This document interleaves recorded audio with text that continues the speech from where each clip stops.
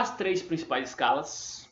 Eu até brinco em sala de aula que tem uma escala mais ou menos, né? Escala Fahrenheit aí. Uma boa pra caramba, que é a do Celsius. E uma top de linha, que é a do Kelvin, tá? Mas na realidade não é tão assim, porque assim, a escala de Fahrenheit, cara, ele revolucionou basicamente aquela questão de escalas que a gente vinha falando daqueles caras ali, tá? E tem sua usualidade, tá? A escala Fahrenheit, ela foi proposta por Daniel Gabriel Fahrenheit, ele é alemão, ele propôs esse estudo em 1724, né, foi a publicação, tá? Seu uso hoje em dia, ele se restringe basicamente a alguns países de língua inglesa, países colonizados ali pela Grã-Bretanha, né? E em especial aqui os Estados Unidos. Coloquei Belize aqui porque estava lá, mas especialzão Estados Unidos, né? A Inglaterra ainda utiliza bem, tá? Eles utilizam aí os graus Fahrenheit, tá? Os pontos fixos, tem vários estudos e várias histórias de como foi criada essa escala, tá? As mais padronizadas são que o ponto fixo dele, um dos, era a temperatura de uma mistura de água, gelo e sal. Sal é cloreto de sódio. Em alguns estudos colocam cloreto de amônio, tá? Cloreto de amônio. E que esse valor marcava 0 grau Fahrenheit. Esse tal cloreto de amônio, ele é utilizado, se tu for pesquisar, para manter a água na temperatura de fusão a temperaturas um pouquinho maior que 0 graus Celsius, tá? Temperaturas maiores um pouquinho que 0 graus Celsius, em pistas de esqui. Aí eles pegam, fazem ali uma distribuição, eles aplicam, jogam esse cloreto de amônio, a mistura ali com o gelo, e aí esse gelo ele consegue continuar sólido a uma temperatura um pouco maior que 0 graus Celsius, tá? É muito importante para esse uso. Então, assim, sempre tem essas dúvidas, né? Uns autores colocam mistura de água, gelo e sal, outros colocam mistura de água, gelo e cloreto de amônio, tá? E aí dá essa temperatura de 0 grau Fahrenheit. E a temperatura do corpo humano? Uns dizem que ele usou a temperatura dele, outros que ele mediu a temperatura da esposa dele. O certo é que ele botou aquele termômetro debaixo do braço de alguém, ou dentro da boca de alguém, e esperou um tempo ali para entrar em equilíbrio térmico e marcou ali, ó, temperatura de 100 graus Fahrenheit, tá? Então, assim, notem, esse ponto fixo aí da mistura de água, gelo e sal ou água, gelo e cloreto de amônio, é um ponto que não é muito fácil de você replicar, porque você não tem um número exato, uma quantidade exata de água, de gelo e de sal a se colocar na mistura, ou de água, de gelo e cloreto de amônio.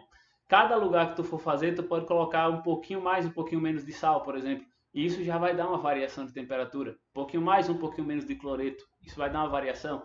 Pode, a água com gelo é tranquilo, né? Porque é o gelo fundente. Tá? Então não muda muito, mas o sal ou o cloreto de amônio da mistura já deixa um pouquinho difícil. E a temperatura do corpo humano a gente sabe também que varia um pouco, tá? Não é sempre perfeitinha ali a mesma medida, varia um pouco a temperatura do corpo humano. Então também não é uma medida extremamente perfeita, mas assim, comparada às outras escalas que tinham na época, isso aqui foi uma grande revolução. Esse cara foi revolucionário, criou essa escala e essa escala ela foi produzida também em uma certa escala. Ele conseguiu produzir uma quantidade bacana de termômetros, tá? Nota, o ponto de fusão da água, né, ponto de gelo, corresponde a 32 graus Fahrenheit, tá? E o ponto de ebulição da água corresponde a 212. Queria que tu olhasse esse negocinho aqui, ó, 32 e 212, cara. 32 e 212. Qual a questão aí nisso? Se tu pegar e diminuir um pelo outro, né? Cabeça menos pé, a gente vai chegar na Xuxa lá na frente, tá? Quem lembra da Xuxa aí? Se tu diminuir um pelo outro, tu vai ver que ela vai variar em 180. Então, assim, a escala Celsius varia de 0 a 100, a escala Fahrenheit vai variar 180 dígitos do ponto de fusão para o ponto de ebulição da água, tá? E isso é muito importante para as usualidades dela, beleza? E aí a gente vem, né? As vantagens na utilização. Porque assim, a gente viu que países de língua inglesa utilizam. A gente viu que essa escala surgiu na Europa. E essa escala ela fez muito sucesso na Grã-Bretanha. Se tu for observar no mapa da Europa, né? A Grã-Bretanha está mais perto do polo. O que acontece? Quanto mais perto do polo, geralmente menores são as temperaturas.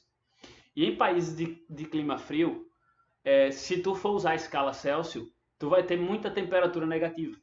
E a gente tem um bloqueiozinho com coisas negativas, né? Com números negativos, a gente tem um trabalho maior. Não nós que já somos alfabetizados aí, já temos uma matemática um pouco mais evoluída, mas às vezes a população em geral ela tem uma dificuldade em trabalhar com números negativos, o que seria uma temperatura negativa. Então, para esses países é bem interessante porque assim, esses valores que dariam negativos em Celsius, eles continuam positivos em Fahrenheit, tá? Por exemplo, 0 grau em Fahrenheit já é menos 17,78 Celsius, fazendo arredondamento aqui menos 18. Então, qualquer temperatura acima de menos 18 graus Celsius, na Fahrenheit ela já vai ser uma temperatura positiva. Então, tipo, tá menos 15 graus, não, na Fahrenheit já vai ser ali 4, 5 graus, entendeu? Você vai ter uma temperatura positiva na Fahrenheit, fica mais fácil você fazer a leitura. Geralmente é mais fácil a gente fazer a leitura com números positivos, tá? A segunda vantagem dela é que ela foi utilizada muito, muito em estudos na física, porque ela permite que você tenha valores mais próximos da realidade quando você arredonda, tá? Nem sempre a temperatura é bonitinha, cara. 20 graus, 21 graus. E alguns trabalhos que você tem que ser extremamente exato, a temperatura Celsius varia de 0 a 100. Em Fahrenheit, a variação ali vai ser de 0 a 180. Então é 1,8 para 1. Então o que acontece? No espaço que tem 1 grau Celsius, tu tem 1,8 graus Fahrenheit. No espaço que tem 100 graus Celsius, tu tem 180 graus Fahrenheit. Como ele é mais subdividido, então ele lhe permite trabalhar com aproximações e arredondamentos melhores, tá? Ele acaba sendo um pouco mais preciso para esse tipo de cálculo, beleza? E uma coisa que foi muito utilizada, inclusive ainda se fala às vezes nesses países, né, de língua inglesa, é que é o seguinte, na escala Celsius, quando a pessoa está com febre, tu vai aqui na UPA, né? Na UPA não, tá? Tu vai em outro hospital, não é na UPA, é em outro canto. Tu vai lá em algum hospital que o povo demora, a UPA é rapidona, tá? Quem é meu aluno sabe que a UPA é rápida, eu sempre vou lá, sou extremamente bem atendido. Tu vai em algum hospital, tu faz uma ficha, pode demorar ali rapidinho a triagem, coisa de 3, 4, 5 horas. Vão colocar um termômetro debaixo do teu braço, te fazer 15 perguntas e tirar a tua pressão arterial, geralmente termômetro aqui na direita, pressão arterial na esquerda. E aí eles vão verificar a tua temperatura. Na temperatura na escala Celsius, tu vai estar febril aí acima de 37, 38 graus Celsius. Em Fahrenheit, cara, o que acontece? 100 graus Fahrenheit é 37,78 Celsius, tá? Então, com 37,78, tu já vai estar sendo diagnosticado com estado de febre. Tu não vai estar mais febril, tu já vai estar com febre. E aí tem que administrar medicamento. Como isso aqui é 100 graus Fahrenheit, o que eles faziam? Bota o termômetro Fahrenheit. Atingiu 3 dígitos, pronto, até 99 tu tá de boa. Bateu 100, atingiu 3 dígitos, leva o cara para medicação porque ele tá com febre. Então assim, ficava uma coisa mais prática de medir. Às vezes tu pode estar na correria ali, várias pessoas, tu atendendo muita gente. Tu nem precisa ver direitinho a temperatura do cara.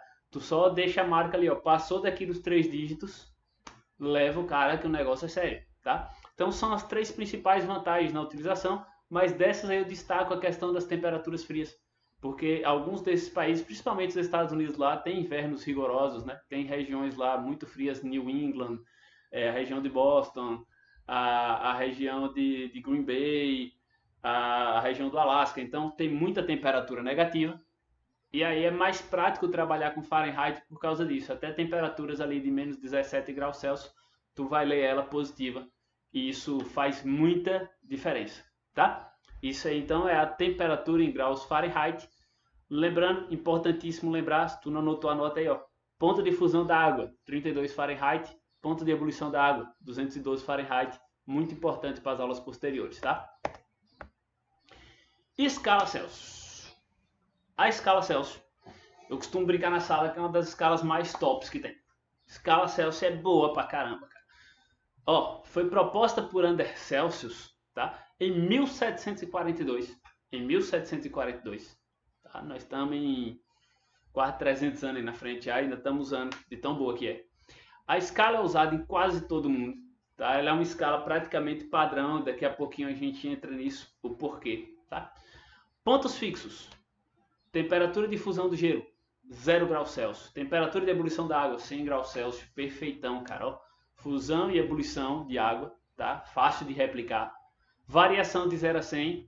Devido a essa divisão centesimal, se deu a antiga nomenclatura de graus centígrado. Às vezes a gente já escuta esse número, graus centígrados, tá? Significa 100 partes, né, de graus. Então, assim, como ela vai de 0 a 100 graus centígrados, 100 partes, isso é muito bom, cara. Isso é bacana demais para utilização, tá? Uma coisa que varia de 0 a 100 fica mais fácil de você entender, de você manusear. E seus pontos fixos são bacanas, são maravilhosos. Fusão e ebulição da água, isso aí. Lembra? Fusão da água, ebulição da água. Isso em questão, cara, ó. Isso aqui em questão. Nunca vão botar lá. Oh, temperatura de fusão é 0 grau, temperatura de ebulição é 100. Isso tu tem que saber. Escala Celsius varia de 0 a 100. Fusão embaixo e ebulição em cima. Tá? Isso aí tu tem que saber. Se tu não souber disso, a gente dá aquele laudo para tu faltar algumas séries, porque tu vai ter que saber isso aí, cara. Isso tu tem que decorar, tá? Uma curiosidade bacana da escala Celsius. Na primeira publicação do Celsius, tá? Lá no ano de 1742, quando ele publicou isso, a escala era invertida. O ponto de ebulição era 0 e o ponto de fusão era 100. Pensa comigo, o 0 era em cima, o 100 era embaixo. Totalmente o contrário, né, do que normalmente a gente faz. Quando a temperatura ia aumentando, tipo, tá mais quente, a marcação era menor. Quando tava mais frio, a marcação era maior. Totalmente o inverso, anti-intuitivo, né? E a inversão da escala, tá? Tem várias histórias sobre isso, mas a mais comum é que teve um médico sueco, Carlos Linnaeus, né, que viveu de 1707 a 1778, e ele convenceu um fabricante de instrumento científico, Daniel Ekstrom, que era mais conveniente para ele fabricar aquelas escalas, para ele reproduzir e vender aquelas escalas para usar em trabalho científico, se ele invertesse. Jogasse 0 grau para fusão, 100 grau para ebulição. Tá?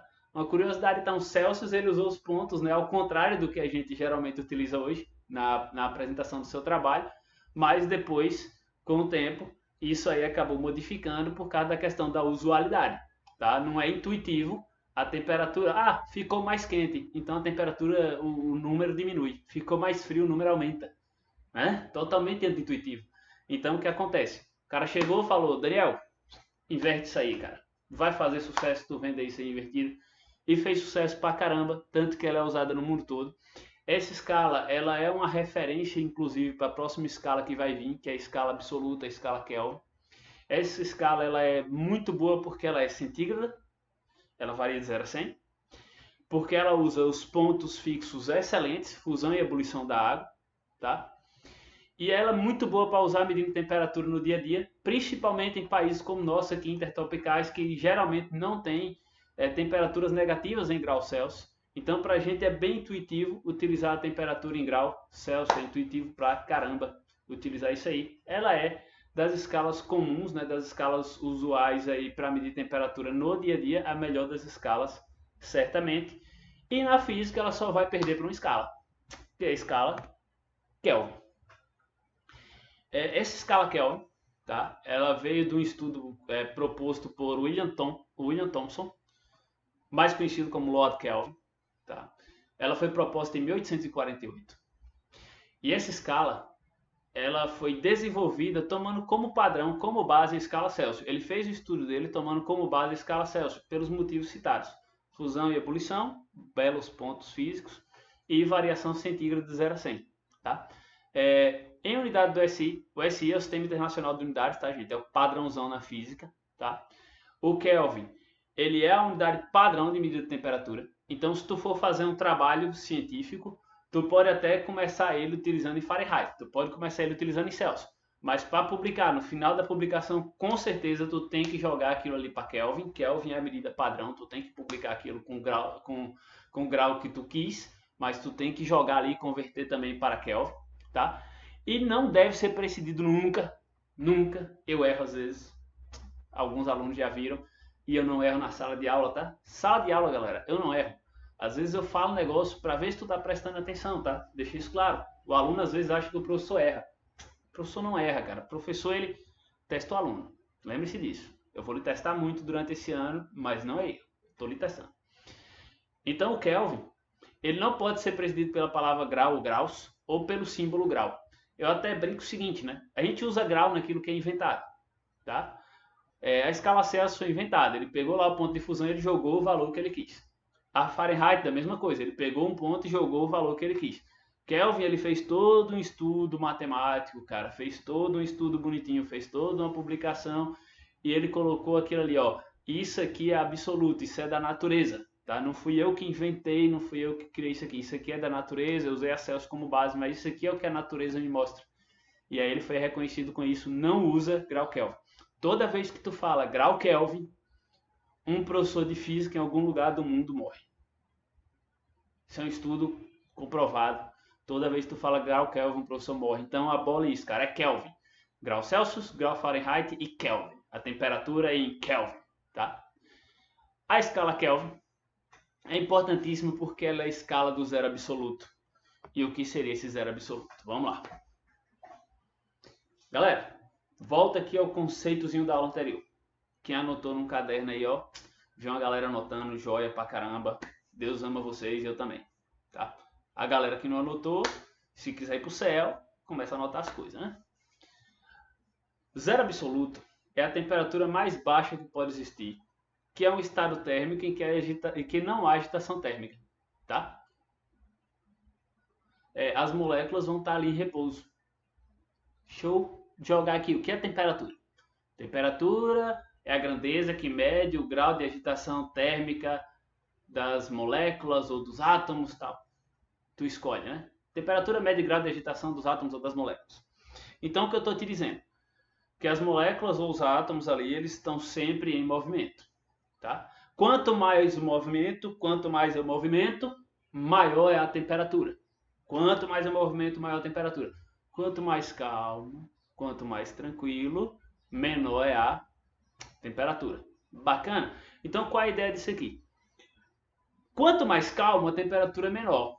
Se eu conseguir chegar em um momento que as moléculas ficam paradinhas em repouso, não mexe para nenhum lado nem para o outro, significa que minha temperatura agora ela vai ser zero.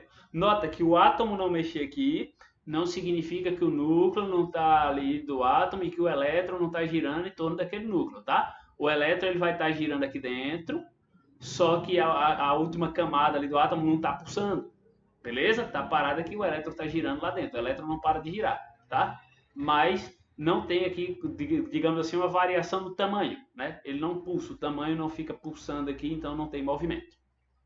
Então o que acontece? A temperatura mais baixa que pode existir é o estado térmico que é a agitação térmica, ou seja, as moléculas estiverem em repouso, todo mundo parado. A esse limite, a gente dá o nome de zero absoluto, tá? O que o Kelvin fez? Ele desenvolveu um modelo matemático utilizando pressão e volume de gases, tá? E verificou que a pressão do gás diminuía de valor quando ele era resfriado a um volume constante. Ó, o que é pressão e o que é volume? Volume é o quanto de gás tem, tá, em um recipiente. Por exemplo, tu pega uma garrafa de 2 litros, vazia de refrigerante, ali dentro tem 2 litros de gás, tá? A pressão é a força com que o que ela está fazendo ali nas paredes internas, tá? A pressão é a força que ela faz na parede interna. Por exemplo, panela de pressão. Quando tu fecha uma panela ali de 5 litros, lá dentro tem 5 litros de gás. Tu aquece aquilo ali, aquele gás, quanto mais aquecido, mais ele se movimenta, né? Quanto mais ele se movimenta, mais ele está batendo ali nas paredes da panela de pressão. Isso é a pressão vai aumentar porque o volume de gás é o mesmo, ele está contido na panela, só que ele está precisando de mais espaço, a temperatura dele está aumentando. Então a gente diz panela de pressão porque a pressão dentro da panela ela aumenta, tem mais gás batendo. Se eu quero diminuir a pressão, significa que eu vou fazer o quê? Eu vou tirar a temperatura para o gás parar de se movimentar, para o gás não ficar batendo nas paredes da panela de pressão, tá? Basicamente isso. Ele verificou o seguinte, a pressão diminuía na relação 1 por 273. O que significa isso?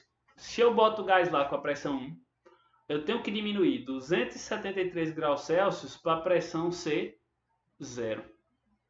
Tá? Então o que ele concluiu?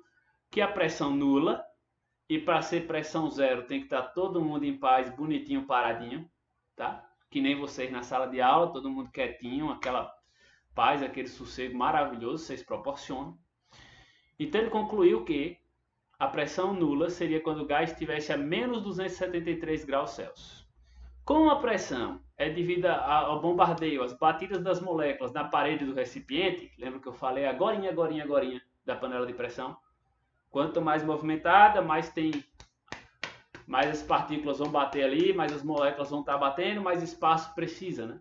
E aí aumenta a pressão, já que o espaço não vai mudar. No estado de pressão nula, as moléculas vão estar em repouso, paradas. E se temperatura é grau de agitação das moléculas, pensa comigo. A molécula está parada, ela não se agita, logo a minha temperatura é zero. Então o que acontece? Se a temperatura é a medida do grau de agitação das moléculas, ela deve ser nula quando a agitação for nula. Se as moléculas estiverem paradas, a temperatura vai ser zero. E aí seria o zero absoluto. Ele fez esse cálculo aí matemático, que eu vou mostrar aqui em um modelo gráfico, tá? O que ele fez na realidade? Ele pegou vários gases, tá? Gases ideais. Esses gases foram utilizados e ele fez com vários gases, com massa diferente de alguns do mesmo gás, tá? E aí o que acontece? Ele foi diminuindo os cálculos dele de temperatura. E o que ele foi observando? Todos esses gases eles correspondiam sempre a uma função do primeiro grau, então era sempre uma reta. Ele conseguia tirar ali pela inclinação da reta a fórmula daquela função, tá? Ele conseguia fazer ali, tirar a fórmula da função. E aí quando ele fazia isso, ele via, ó, todas as funções, elas convergem para o ponto de menos 273,15 graus Celsius. O que seria? A pressão vai ser nula, eles vão estar parados, eles não vão se mexer, exatamente a menos 273,15 graus Celsius, em todos os casos que ele estudou. Tá? Então, assim, o fato que chamou a atenção dos físicos, em especial de Kelvin aqui, em todos os casos, se tu faz esse experimento, tu diminui a temperatura até onde tu pode, descobre ali a função do primeiro grau, tu descobre a lei de formação daquela função, e tu vai retrocedendo isso, tu vai retrocedendo no experimento matemático, tu percebe que todas elas se encontram em um ponto menos 273,15 graus Celsius. Então essa temperatura ela corresponde à temperatura do zero absoluto. Tá? Foi esse estudo que ele fez. Se tu não quer pegar essa teoria toda aqui, ó, principalmente daqui dessa parte, concluiu então que a pressão seria nula quando tiver menos 273, tu pega isso. Zero absoluto, menos 273,15 graus Celsius, mas no ensino médio, geralmente, via de regra, tu vai usar zero absoluto, menos 273 graus Celsius. Tá? Essa é a temperatura do zero absoluto. Então, para finalizar essa videoaula de hoje, para criar a escala termométrica, tu tem que definir a grandeza, o que tu vai utilizar. Geralmente ali mercúrio ou álcool, né? Hoje em dia a gente utiliza muito resistência elétrica. E tu vai definir pontos fixos de referência, geralmente fusão e ebulição da água.